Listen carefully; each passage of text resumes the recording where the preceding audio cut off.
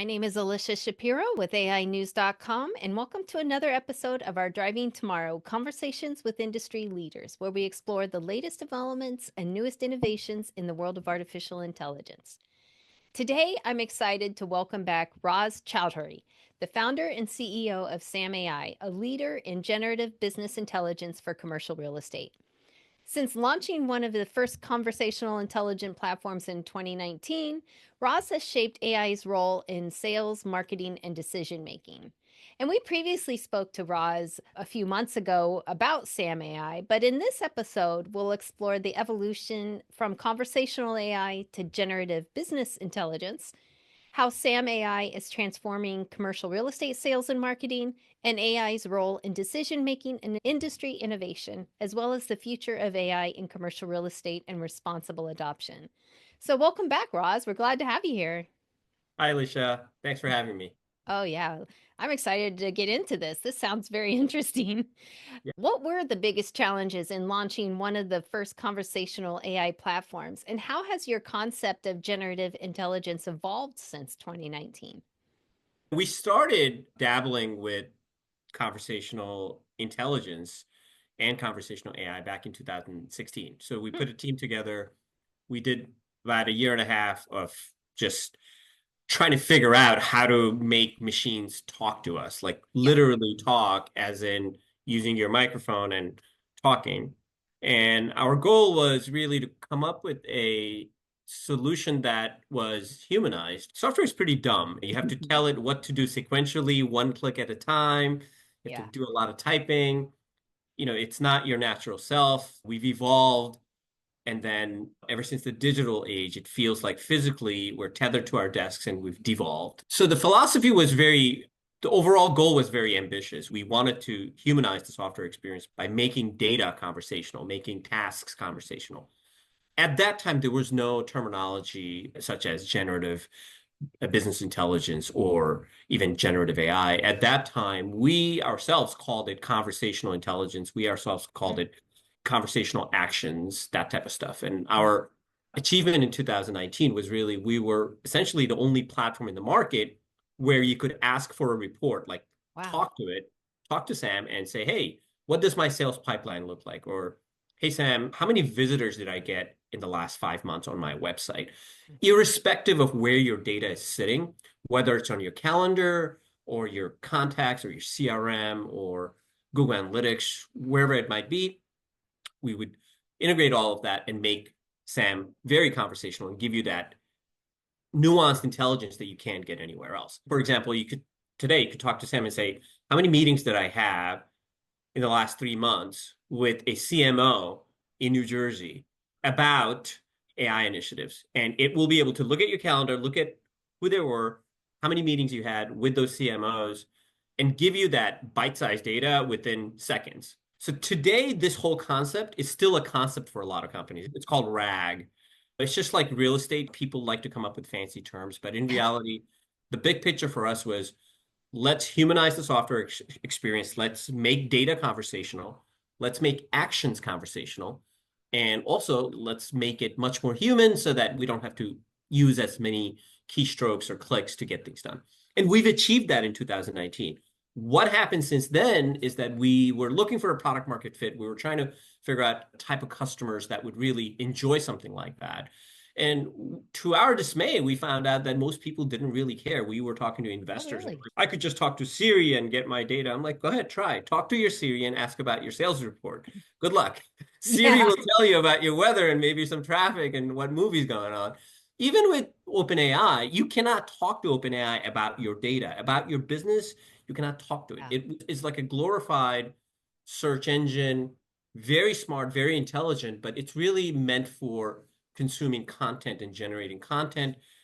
Our philosophy from day one was really to generate data Mhm. specific to an entity, specific to a company with their own data. So if you have all these meetings, if you have all these conversations with your clients, all these touch points and interactions, what good is it if you can't make sense of it in actual real-time format? Yeah. And that's what we've achieved over the last several years. And our pivot to commercial real estate is simply because This is an affinity group that's been using Sam.ai pretty aggressively, and they're able to really make headway in terms of client acquisition.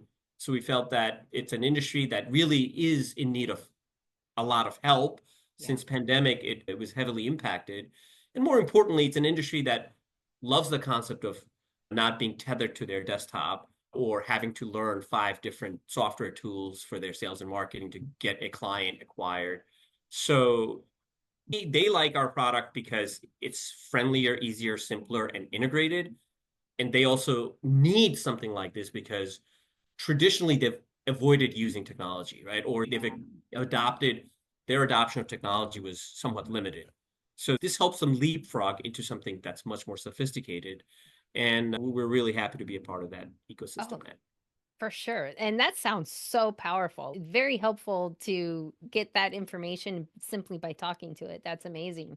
But how does your AI models filter out any misinformation or disinformation or clickbait while maintaining that transparency?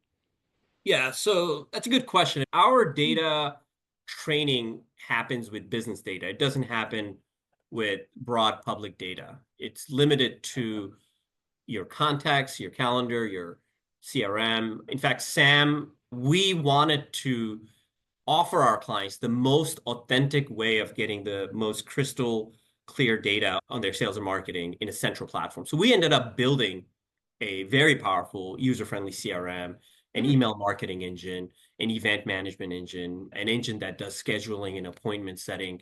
So as a result, we are the only platform in the market today for commercial real estate that generates the most amount of data for their business. So Sam knows their sales and marketing better than any other platform in the market because we're able to combine the efforts of all different engines and make more sense of it. that's great.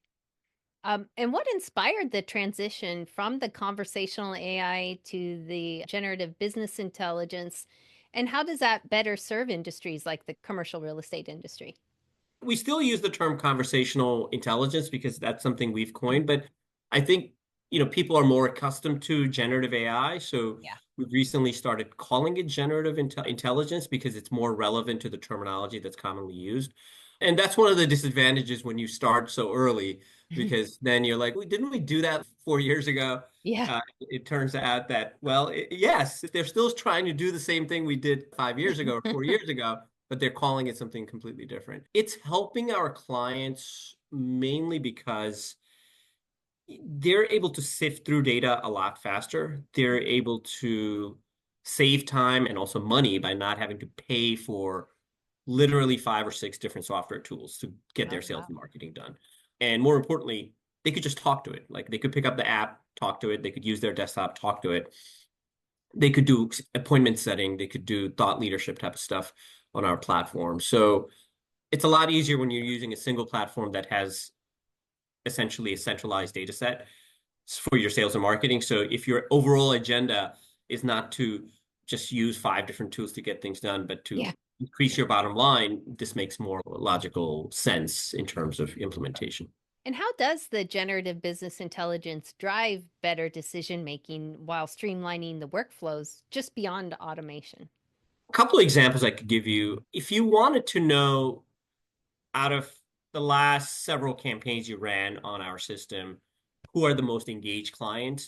Mm, Instead of having to sift through it manually, Sam will tell you these are the top 10 clients you should talk to today mm, because they're the ones that are opening your email marketing campaign, attending your webinars, or from your email or webinar invite, they're going to your site and engaging with your content. So we're able to make it a lot more efficient for them to generate demand and mhm. then only focus on actual relationship building with their human intelligence with those that are already somewhat engaged instead of like cold emailing and cold calling Yeah. and cold inviting people on LinkedIn. You're reaching out to those that are showing intent and those that are highly active with your thought leadership and your content. Yeah. That makes sense. That's great. And Sam is now ranked the number one AI powered commercial real estate sales and marketing platform. Can you share some success stories that people have shared with you? Yeah. So as of right now, I think four of the top five CRE brands are using Sam.ai. So we're Wow, happy with that. that's huge. We're working with each of their local offices per brand to implement Sam.ai throughout their ecosystem. The other thing is we've won several innovation awards over the years, and our user rating is 4.5 out of 5. And more importantly, there's just no one in this space that has what we have, and we're pretty proud of it. And that's mainly because we built all of it from the ground up, and we've pivoted completely to CRE in July of 2024. But we've had CRE clients since 2019 that have been using our platform. We just never really put all of our effort and focus into customizing the model for CRE. So now our model is pre-trained for commercial real estate. So that means it's Wow. only our platform that's able to really offer much better output when it comes to content, appointment setting, outreach emails, thought leadership content, that type of stuff.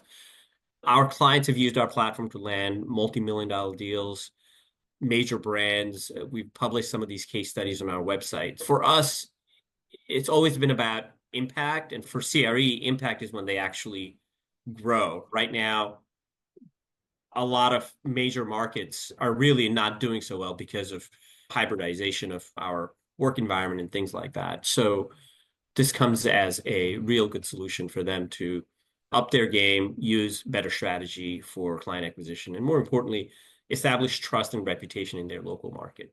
And what are some of the biggest hurdles for commercial real estate firms adopting AI, and how does Sam address those? Yeah, I think there are a couple of different types of CRE executives. You have a type that's willing to explore the new frontier of AI, and then you have a group that is a little bit more reserved and they want to have others try it out first before they jump Yeah. in, which is understandable. Yeah. And then you have others that are just happy with their Rolodex and what that's fine too. But if they're trying to grow, they're going to need to have something that's really sophisticated and Yeah. does a lot of the tedious work for them. If we have a CRE client that's just happy with 5 or 10 clients each year, then yeah, they should keep doing what they're doing. But if you're really trying to make an impact in your market, you probably are going to need something sophisticated and something that gives you data, gives you an integrated software. The other challenge in CRE in general is that everyone, even though they're in the same company, they're still competing with each other, right? Oh, yeah. So that's a challenge for them.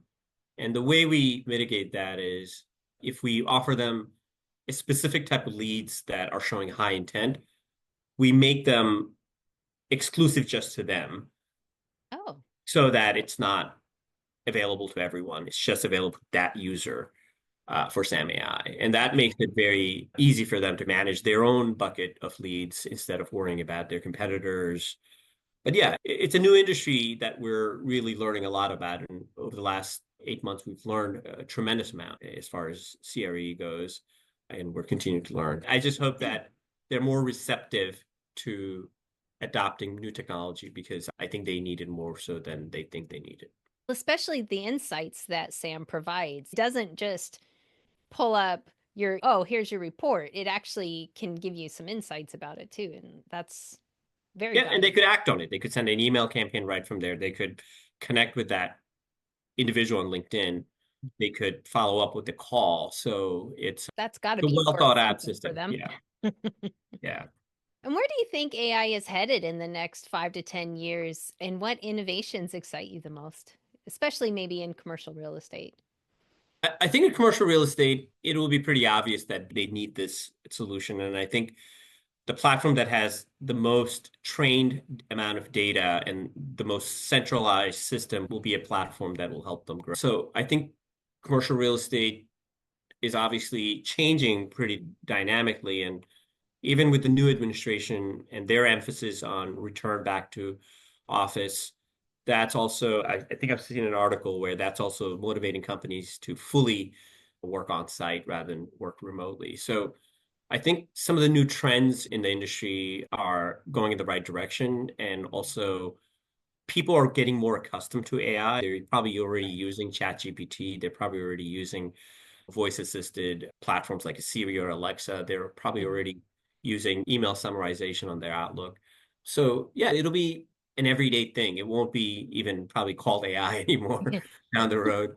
What's exciting? I think what's exciting about AI is that when you apply it to healthcare, when you apply it to protecting the environment, for example, something that I'm personally involved in terms of environmental stewardship, I think AI could have a huge impact in our society as a whole. We did a webinar, I think in 2020, right during the pandemic, Mm. where we talked about some of the research that was going on around detected breast cancer, for example. And now it's coming to market, which is great. So there are a lot of very fascinating companies working with AI to solve specific problems with regards to our overall lifestyle, especially early detection. Same thing could be said about energy efficiency and using renewable energy and how to efficiently manage that. Human intelligence will always trump any artificial intelligence. Yeah. And I think what we're talking about with generative AI or generative intelligence is simply making things much more available for you and much more content ready in generative AI. Yeah. But AI is never going to be able to really have a concept of consciousness. Us Mhm. humans, we forget that we are essentially spiritual being with a physical body and we Yeah. have a soul. And this is something that science understands really very poorly. So science is way behind when it comes to the overall human understanding of our essence of who we are and our existence. Consciousness is something that's being looked into in the world of quantum physics, and they are grappling with it. They don't understand it well, but you talk to the sages and the seers of ancient times, and they grasp a concept. So a lot of people talk about how AI is going to trump human intelligence and this and that. If a calculator could calculate bigger numbers, does that mean a calculator is smarter than me? No, it does. Intelligence is not limited to your brain. It's way beyond that. Human emotions, that in itself is intelligence. You have to understand how AI works. Generative AI works in a very simple way. It basically has an iterative approach. So, for example, it'll say, oh, here's a whole bunch of data, organize it and structure it, and create libraries and have tokens and really classify them. And then once you do that, if someone asks for a poetry, I have already classified and organized and labeled and indexed that data. So I'll show this version and then I'll iterate it. So this is all happening within milliseconds. And then I'll have another version revised. Maybe there'll be like 4 revisions and iterations before it's presented to the end user. So this is how Sam.ai works. So when you ask for a report, it's not just saying, oh, here's a report. Yeah. In the background, there's at least 50 to 60 different processes that are happening within milliseconds. And then within a couple of seconds, we're providing that report. So first, we're checking for permission. Second, we're checking for, do we even understand what this guy is talking about? Do we have confidence that we understand it? Then if we understand it, what type of report do we have to generate? What tables do we have to tap into? In the past, this report was poorly ranked. So maybe because of these activities, maybe they're looking for a report that has to do with meetings. Okay, so let's iterate that report.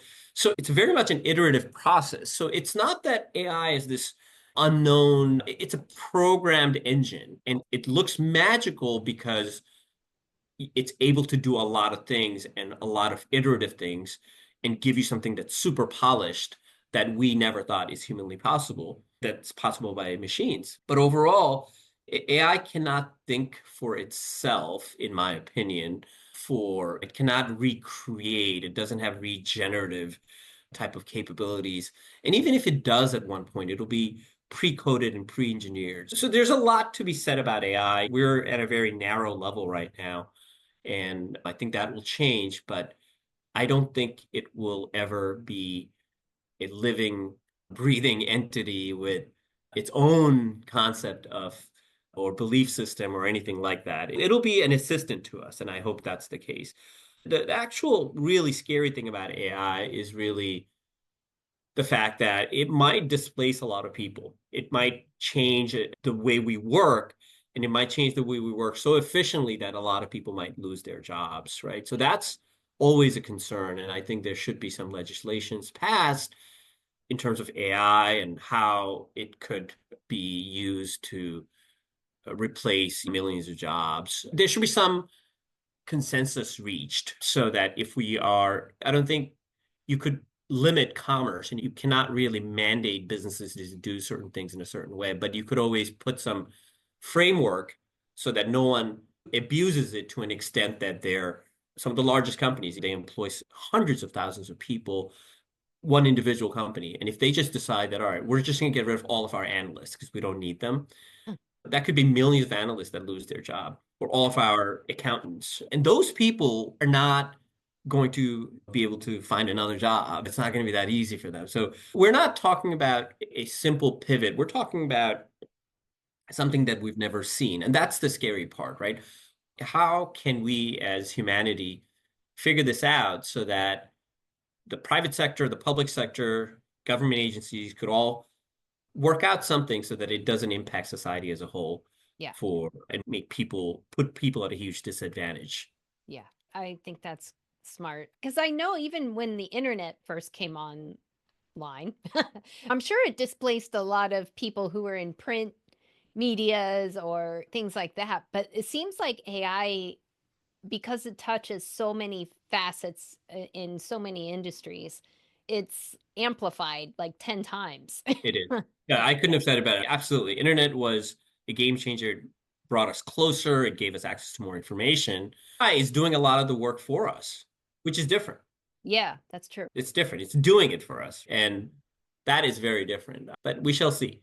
I know that I read something like the World Economic Forum released a report or study. It said that it predicted that AI would cause the loss of 11 million jobs, Yeah. but that it would add 9 million jobs. So it's interesting because if you can pivot yourself and get some skills that are more in line with AI and different roles that way, maybe you can still keep your job in some ways. I think the creation of jobs that they're probably referring to is that it will create an economy of scale where everyone is a 1099. I see. You know what I mean? Everyone is a creator of some sort. Everyone's an entrepreneur, and that's fine. If that happens and everyone is willing to do, that's perfectly fine. Yeah. I just hope that there is an understanding that if companies do displace millions of jobs, that they have some sort of an obligation or a framework that they should abide by that doesn't impact a vast number of people in our society in a very abrupt way, because people do need that transition time to The figure things. abruptness is what Yeah, scares people, I yeah, think. yeah.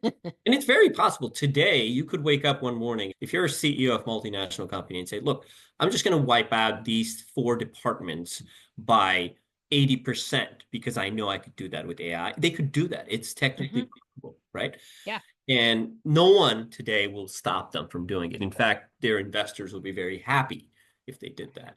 And maybe, hopefully, that'll make our products cheaper. So if they do that, then guess what? Your product better come down. Product price better come down by 80%. True. So there is a trade-off, right? So if you're going to lay off people at scale, then you have, our cars at that point. Let's say our cars are made by robots very efficiently, then it shouldn't cost Yeah, 50,000, it should cost 2,000. Then it's fair game. that's true. Raw material plus whatever margin you want to make. Right now, the cost of labor is expensive. There's no doubt about it. So there are some ways you could work it out, or you could work out a framework where universal pay for people, just so that we as society don't collapse. And then those that want more than that, they should be creative. They should work and they should Yeah. have good discipline, and they should really be wanting to do more than just what's given to them. But yeah, it is a phase of humanity that we have to be careful about, Yeah. but it should be well thought out. It Yeah. shouldn't be done abruptly. I agree. And before we wrap up, how can leaders adopt AI responsibly, and how should AI enthusiasts cut through the hype? There's a lot of hype out there. Yeah, the hype is real, but look, everyone has an entrepreneurial spirit, and if they learn AI in the last 2 months and they claim to be an AI expert, no one could stop them. But I think people should understand that it is relatively a new technology. It has advantages and disadvantages. You should always trust and go with companies that have been doing it for a while, Yeah. rather than companies that are just waking up one morning and saying, we're an AI first company. So you have to know what you're doing with AI. Otherwise, you could really screw things up. Like, for example, when we first started, the data accuracy was a big problem for us because Mm. with generative engines, it's naturally going to be hallucinating and giving you bad data. So that took us a long time to figure out. With data, it's not very forgiving. With words, it's fine. If someone says something in a different way, it's completely fine. But with data, you can't. So even with something like ChatGPT, the numerics are really not very accurate. Every time you ask for a report, which using like something like ChatGPT, it'll give you a different report for the same question. With ours, it won't because there's some rigidity to what we've done so that it is a small language model. And we do have our own model. So we don't use a third-party model. Hmm. We built our own model from scratch. So companies that have good amount of data, that have well-trained model, that have done it for a while, are the ones that are going to be able to cater to their clients much better than companies that are just rolling it out and hoping and praying that it works. Exactly. That's great advice. Thank you so much, Roz, for joining us again. I'm so glad to have you back, and it's always interesting to hear your insights. And it's always a pleasure to speak with you and explore your perspective on AI's role in the business world. So thanks so much again for joining us. Thanks, Alicia. And AI news is awesome. So thank you for having me. I appreciate Oh, thank you. it. Okay. And to learn more about Sam.ai, you can visit their website, sam.ai. Keeping you connected to tomorrow. Today, this is Alicia with AInews.com.